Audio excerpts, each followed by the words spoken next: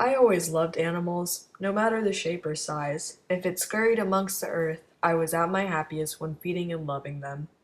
As I grew, I never lost my love of animals, even after I married at a young age. My wife and I had birds, goldfish, a nice dog, a small monkey, and a cat. This cat was quite large and entirely black. His name was Pluto, and he was not only my favorite pet but also my favorite playmate. Our friendship lasted even through my gradual degrading of character. For several years I drank more and more, growing moody and irritable, and even showing violence to my wife.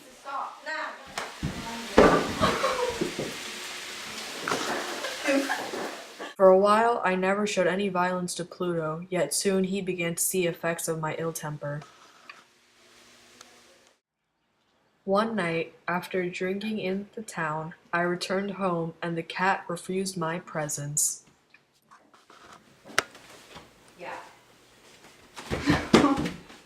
I lost my temper, took out a knife, and cut out the beast's eye from his socket. The next morning, I was absolutely horrified.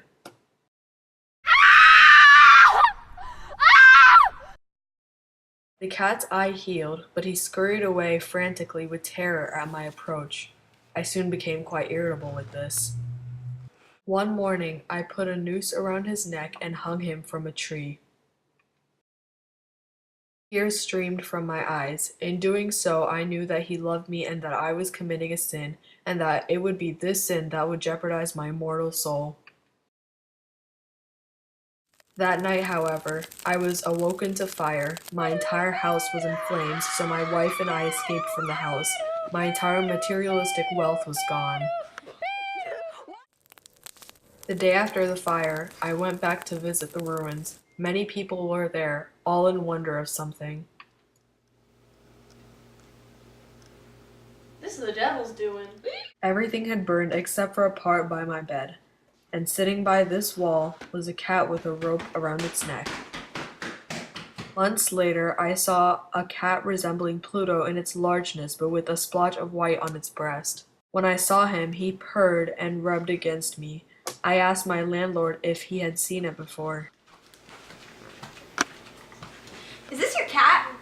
No. Have you ever seen this cat before? No. Okay. The cat followed me home. He domesticated himself in my house, and my wife loved him. Me, however, a dislike arose. I avoided him, as he reminded me of what I had done to the other cat. In my hatred for the cat, however, I couldn't physically abuse it because of the remembrance of my former deed of cruelty.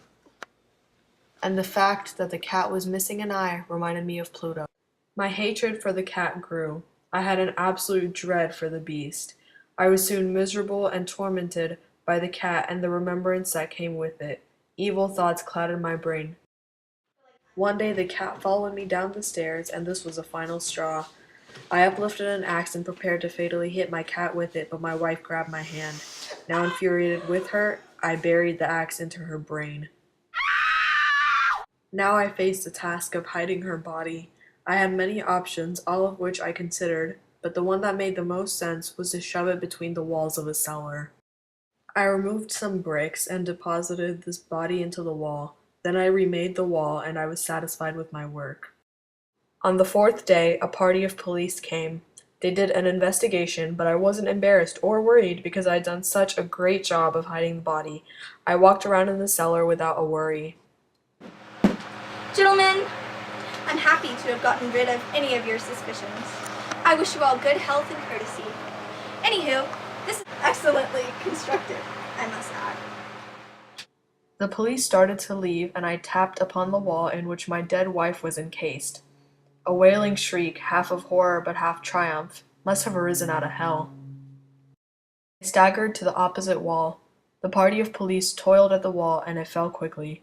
The corpse stood erect before the spectators. Upon its head sat the hideous black cat who had seduced me into murder, and whose voice had given me away. I had walled up the monster in my wife's tomb,